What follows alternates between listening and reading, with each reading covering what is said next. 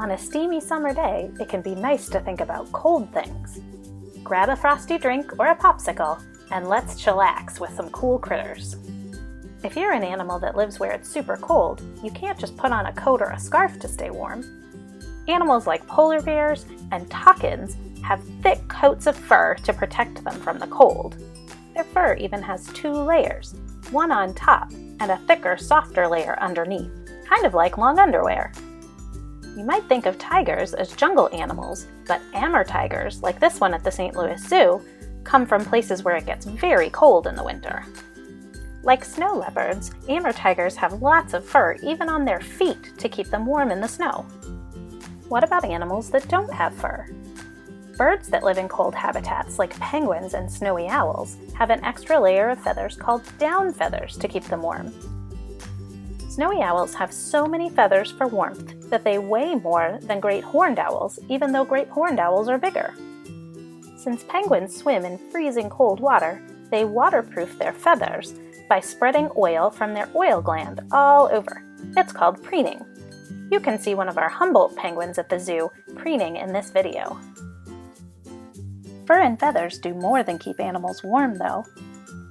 Why do you think this Arctic hare and this Arctic fox have white fur? Did you say because it matches the snow? That's right. But they change color for the summer so that they can blend in with the rocks and the plants after the snow is melted.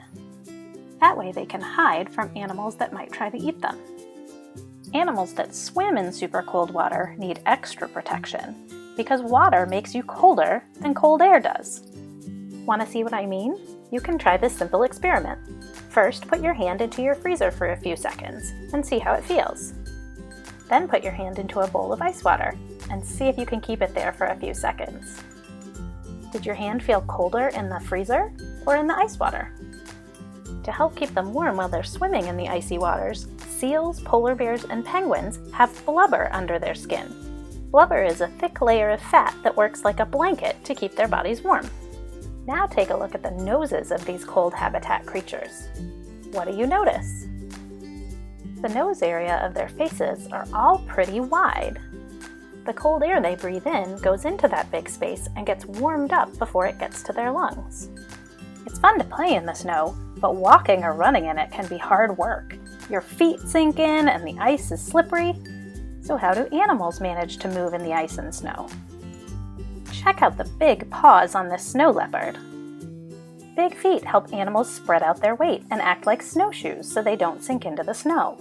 On top of having big feet, polar bears have special pads on their paws and claws that help them grip on the ice. Ptarmigan feet even grow extra feathers and longer claws to help them get around in the wintertime. And if your walk is a little slow and awkward like a penguin, you can just flop down on your belly and slide or toboggan to get around faster. Now that you know how great these animals are at handling the cold, you might wonder how we keep them comfortable at the zoo in a hot St. Louis summer. We keep their pools for swimming nice and cold all year round. And air conditioning keeps their indoor habitats at just the right temperature. Our polar bear Cully even has his own ice machine outside. And some animals have water misters as enrichment and to help them cool off.